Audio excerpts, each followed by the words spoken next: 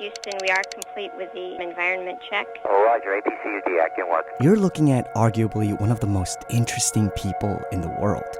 Maybe even the universe. Our mission specialist. His name is Scott Parazynski, and we got to meet him at the Kennedy Space Center in Cape Canaveral, Florida. Booster ignition and liftoff of the Space Shuttle Atlantis. Between 1994 and 2007, he flew 5 missions on the space shuttle. I'm getting it, Jim, don't worry.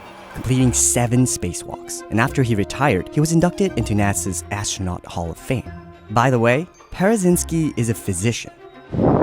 Oh, and he also likes to go exploring inside volcanoes. Hey everybody, it's Scott. I'm at level 0 Messiah Volcano. This is probably the craziest thing I've ever done. But that's not even Scott Parazynski's most interesting accomplishment. In 2009, he became the first person in history to have both flown in space and climbed the summit of Mount Everest. You know, I've been an explorer my entire life. I started climbing when I was in my teens, and actually one of the most beautiful things I've ever seen from space is flying directly over the Himalayas. And I could look straight down on the summit of the tallest mountain in the world, and so I had this beautiful blow-up of Mount Everest above my desk for many years, and I decided, I've been daydreaming about this long enough, it's time to go do it. Parazynski first attempted to summit Everest in 2008, but didn't make it to the top due to a back injury. In May of 2009, he tried again and succeeded.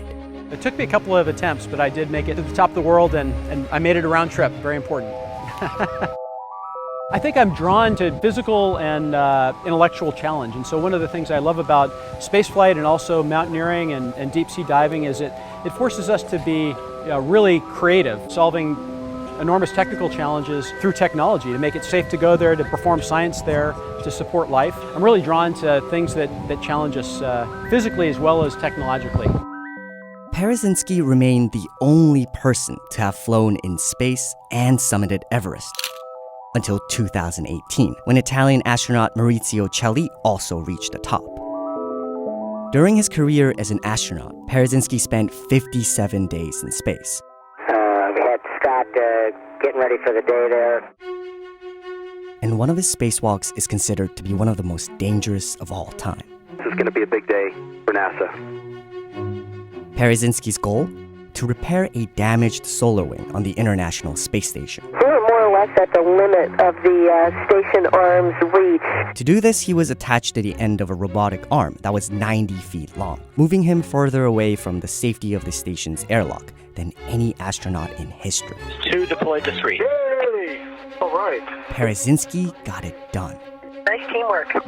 Discovery's landing gear is down and locked in place. I was very driven as a kid. I had very supportive parents. I was a big dreamer, and my folks were very adventurous. So as a kid, we traveled all over the world. I lived in West Africa, the Middle East, and around Europe. And so I saw life as an adventure.